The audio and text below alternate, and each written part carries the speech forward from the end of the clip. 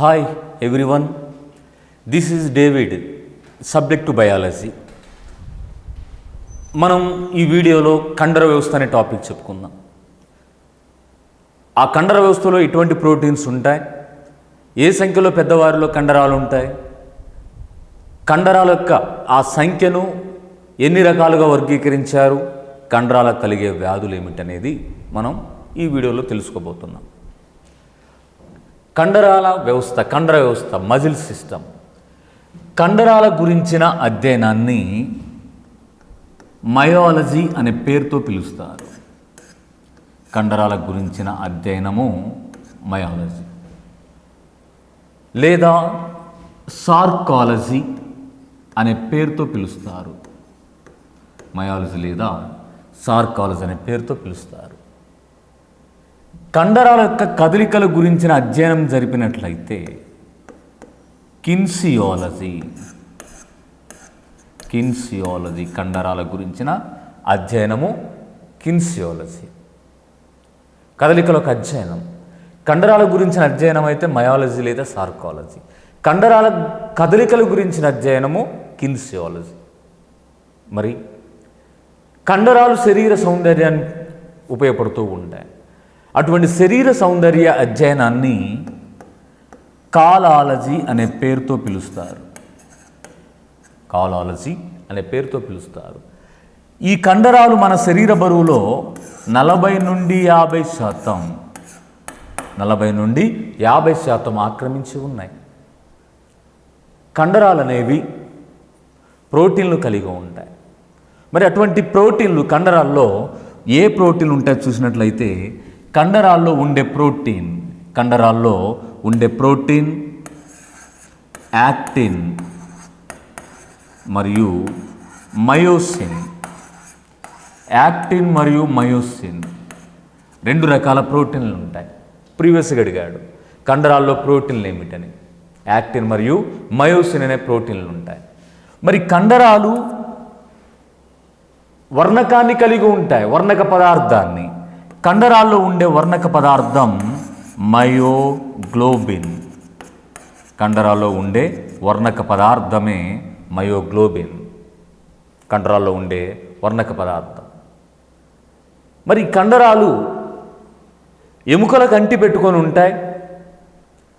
అంటే కండరాన్ని ఎముకలకు అంటించడానికి కొన్ని కండర కణజాలాలు ఉపయోగపడతాయి. అలానే ఒక ఎముకను మరొక ఎముకను కలపడానికి కొన్ని కండర కణజాలాలు ఉపయోగపడతాయి. ఇక్కడ మనకు 2 రకాల ఇమేజ్లు కనిపిస్తూ ఉన్నాయి. మీరు ఈ 2 రకాల ఇమేజ్ను అబ్జర్వ్ చేసినట్లయితే ఎముక ఇదొక కండరం. ఈ కండరాన్ని ఎముకతో కలపటానికి ఇక్కడ ఉన్న ఈ కణజాలాన్ని టెండాన్ అనే పేరుతో పిలుస్తారు. టెండాన్ లేదా స్నాయుబంధనం. ప్రీవియస్గా అడిగాడు. టెండాన్ లేదా స్నాయుబంధనం కండరాన్ని ఎముకను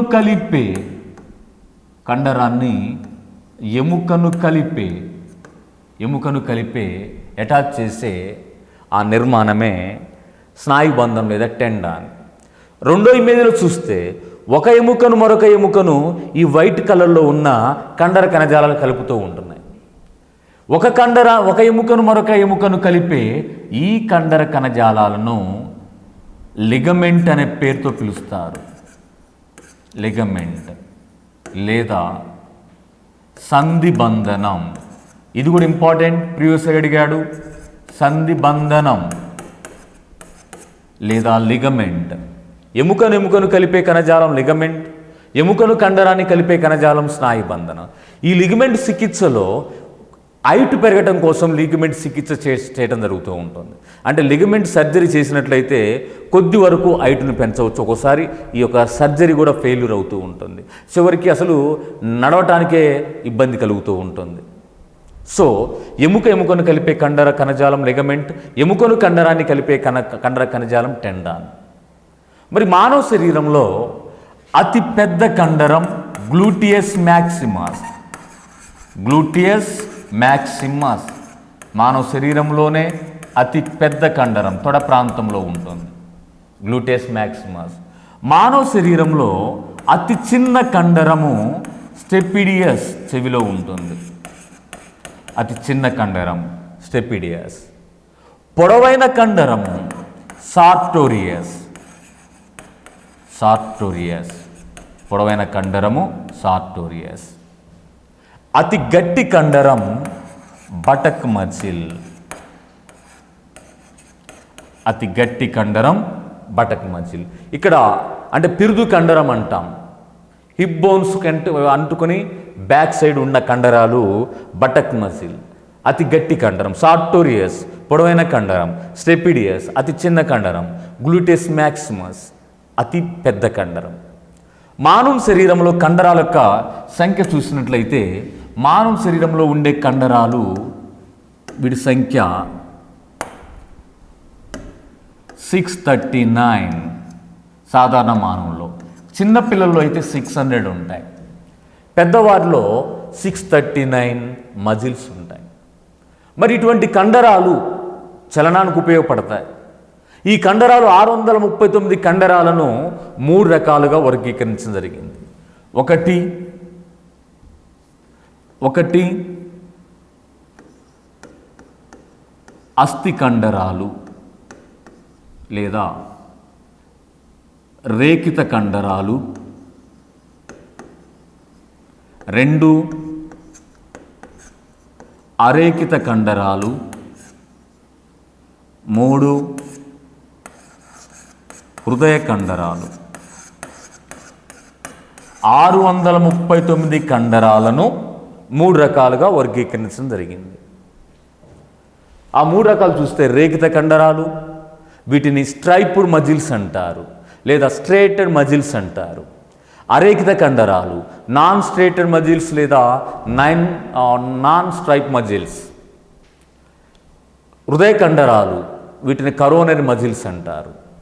ఈ రేఖిత కండరాలు ఇక్కడ చూస్తున్న ఇమేజ్లో ఈ ఫస్ట్ ఇమేజ్ చూసినట్లయితే, ఈ లాస్ట్ ఇమేజ్ చూసినట్లయితే ఏ కండరాలు అయితే ఇలా స్ట్రైప్స్ను నిలువుగా గీతలను కలిగి ఉంటాయో, రేఖలను కలిగి ఉంటాయో వాటిని రేఖిత కండరాలు. సో స్ట్రైప్స్ లేదా రేఖలు కలిగి ఉండటం వల్ల వాటిని ఏ పేరుతో పిలుస్తున్నారు? రేఖిత కండరాలను పిలుస్తారు. మరి ఇటువంటి రేఖిత కండరాల్లో అనేక కేంద్రకాలు ఉంటాయి. అలానే ఈ రేఖిత కండరాలు మన నియంత్రణలో ఉంటాయి. ఎముకల కంటి పెట్టుకొని ఉంటాయి. ఏ కండరాలైతే ఎముకలు పంటి పెట్టుకొని ఉంటాయో వాటిలో అడ్డుచారలు ఉంటాయి. ఏ కండరాలైతే ఎముకల కంటి పెట్టుకొని ఉంటాయో అవి మన నియంత్రణలో ఉంటాయి. ఏ కండరాలైతే రేఖలు కలిగి ఉంటాయో వాటిని రేఖిత కండరాలు అంటారు. సో కాళ్ళలో ఉండే కండరాలు కానీ చేతులలో ఉండే కండరాలు కానీ మరియు ఉదర భాగంలో ఉండే కండరాలు కానీ ఇవన్నీ రేఖలను కలిగి ఉంటాయి. ఇలా రేఖలు కలిగి ఉండటం వలన రేఖిత కండరాలు, ఈ కాళ్ళలో ఉండే కండరాలు కానీ చేతుల్లో ఉండే కండరాలు కానీ ఎముకల కంటి పెట్టుకొని ఉంటాయి. వాటిని రేఖిత కండరాలు. ఇవి మన నియంత్రణలో ఉంటాయి. చలికాలంలో చలికి మనం గడగడ వణుకుతూ ఉంటాం. అలా వణుకుతున్నప్పుడు కదిలే కండరాలు ఏంటంటే రేఖిత కండరాలు. ఆ కండరాలు కదలిక వలన కలిగే ప్రయోజనం కూడా ఉంటుంది. ఆ కండరాలు కదులుతున్నప్పుడు కండరాల మధ్య రాపిడి జరిగి ఉష్ణోగ్రత విడుదలవుతూ ఉంటుంది. ఉష్ణోగ్రత విడుదలై శరీరాన్ని వెచ్చగా ఉంచుతూ ఉంటుంది. అలా వణకటం ఆ యొక్క ఉపయోగం ఏంటంటే వణకటం వల్ల కలిగే ప్రయోజనం కండరాల మధ్య రాపిడి జరిగి ఉష్ణ విడుదలైతే శరీరం వెచ్చగా ఉండటం వలన చలి నుండి కొద్ది వరకు రక్షణ పొందవచ్చు. నెక్స్ట్ అరేఖిత కండరాలు. ఈ అరేఖిత కండరాలు రేఖలు ఉండవు, స్ట్రైప్స్ ఉండవు, కేంద్రకాలు తక్కువగా ఉంటాయి. ఇక్కడ మిడిల్లో కనిపిస్తున్న ఈ కండరాలు అరేఖిత కండరాలు. రేఖలు ఉండవు, స్ట్రైప్స్ ఉండవు. అలానే ఇవి ఎముకల కంటి పెట్టుకోకుండా ఉంటాయి. ఎముకల కంటి పెట్టుకోకుండా ఉన్న కండరాలు అన్నీ అరేఖిత కండరాలు. అవి మన నియంత్రణలో ఉండవు. ఫర్ ఎగ్జాంపుల్ రక్తనాళాల్లో ఉండే కండరాలు కానీ, జీర్ణాశయంలో ఉండే కండరాలు కానీ, మూత్రాశయంలో ఉండే కండరాలు కానీ అవి ఎముకలు కంటి పెట్టుకోవు. ఎముకలు కంటి పెట్టుకొనని కండరాలు అరేకిత కండరాలు.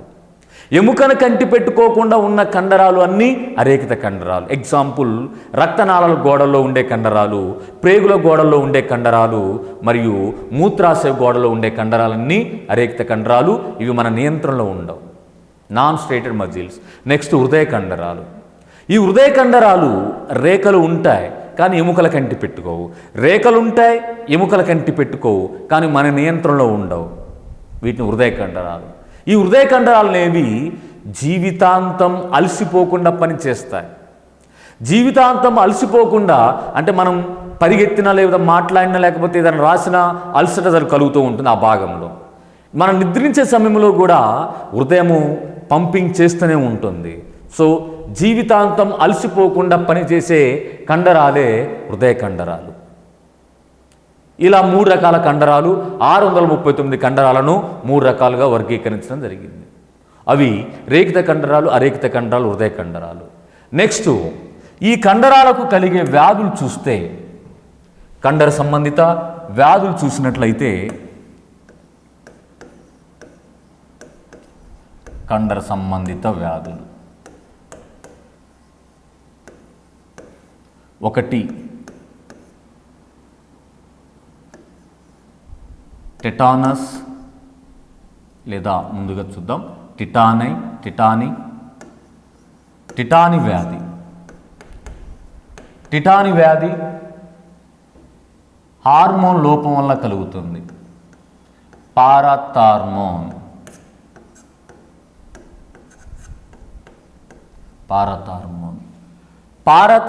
లోపం వలన కండరాలు ఉత్తేజం చెంది సంకోస్థితిలోనే ఉండిపోయినట్లయితే అటువంటి కండర సంబంధిత వ్యాధిని టిటాని అనేది ఒక కండర సంబంధిత వ్యాధి. పారథార్మోన్ లోపం వలన కలుగుతూ ఉంటుంది. నెక్స్ట్, కండరాలు కలిగే వ్యాధుల్లో మరొకటి టెటానస్ వ్యాధి. టెటానస్ వ్యాధి దీన్నే ధనుర్వాతం అని పిలుస్తారు. ధనుర్వాతం లేదా లాక్జా అని కూడా పిలవడం జరుగుతుంది. అంటే దవడ కండరాలు కలిగే వ్యాధి. ఇది 2012 ఎస్ఐ ఎగ్జామ్లో అడిగాడు. ఒకరి నుంచి మరొకరికి సంక్రమించదు ఇది టెటానస్ వ్యాధి లేదా ధనుర్వాతం. క్లాస్ట్రీడియం టిటానై క్లాస్ట్రీడియం టిటానై అనే బ్యాక్టీరియా వలన కలుగుతుంది. ఈ క్లాస్ట్రీడియం టిటానై బ్యాక్టీరియా మట్టిలో ఉండి గాయాలైతే ఆ గాయాల ద్వారా మట్టిలో ప్రవేశించి దవడ కండరాలు చేరి దవడ కండరాలు బిగుసుకుని పోయే విధంగా వ్యాధిని కలిగిస్తుంది. అటువంటి వ్యాధిని టెటానస్ వ్యాధి లేదా ధనుర్వాతం అని పిలుస్తారు. నెక్స్ట్ వన్ కండరగ్లాని. ఇది కూడా 2017లో అడిగాడు. కండరగ్లాని అంటే కండరాల్లో కలిగే అలసట, మజిల్ ఫ్యాటిగ్యూ. కండరాల్లో కలిగే అలసట ఎలా కలుగుతుందంటే లాక్టిక్ ఆమ్లం, కండరాల్లో లాక్టిక్ ఆమ్లం అధికమైనప్పుడు కండరాల్లో కలిగే అలసటను కండరగ్లాని అని పిలుస్తారు. అంటే కండరగ్లానికి కారణమైన ఆమ్లం లాక్టిక్ ఆమ్లం. నెక్స్ట్, కండరాలు కలిగే వ్యాధుల్లో మరొకటి మాస్టీనియా గ్రావిస్.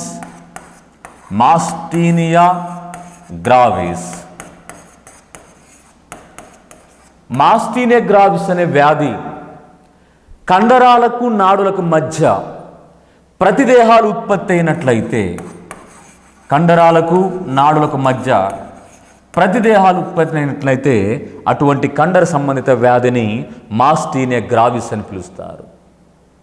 నెక్స్ట్ వన్ కండరాలు కలిగే వ్యాధులు మస్కులార్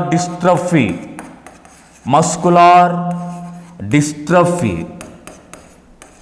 దీనినే కండర క్షీణత అని పిలుస్తారు. కండర క్షీణత అని పిలువబడుతూ ఉంటుంది. డిస్ట్రోఫిన్ అనే ప్రోటీన్ విడుదలైనట్లయితే, డిస్ట్రోఫిన్ అనే ప్రోటీన్ విడుదలైనట్లయితే ఆ కండరాల్లో పూర్తిగా క్షీణత కలిగి ఆ కండరాలు సచ్చుబడిపోతాయి. ముఖ భాగం మాత్రమే కదలికలు ఉంటాయి. ముఖ భాగం నుండి కింద ఆ కండరాలు ఎటువంటి కదలికలు ఉండవు. అటువంటి జన్యు సంబంధిత కండర వ్యాధిని మస్కులార్ డిస్ట్రఫీ లేదా కండర క్షీణత, ఇది డిస్ట్రోఫిన్ అనే ప్రోటీన్ వలన ప్రోటీన్ విడుదలైనట్లయితే కండరాల్లో క్షీణత కలుగుతుంది. దాన్ని మస్కులార్ డిస్ట్రోఫీ లేదా కండర క్షీణత అని పిలుస్తారు. మరొక వ్యాధి రిగర్ మార్టిస్. ఇక్కడ కనిపిస్తున్న ఇమేజ్, ఈ వ్యాధి రిగర్ మార్టిస్ అనే వ్యాధి. అంటే చనిపోయిన వ్యక్తి యొక్క కండరాలు బిగుసుకొని పోతాయి. చనిపోయిన వ్యక్తి కండరాలు బిగుసుకొని పోయినట్లయితే అటువంటి కండర సంబంధిత వ్యాధిని రిగర్ మార్టిస్ అనే పేరుతో పిలుస్తారు. అంటే చనిపోయిన వ్యక్తి కండరాల్లో ఏటీపీ మయోసిన్ అనే ప్రోటీన్ ఉత్పత్తి అవ్వవు. దానివలన కండరాల్లో కదలికలు ఆగిపోవటం, కండరాలనే స్ట్రక్ అయిపోవటం.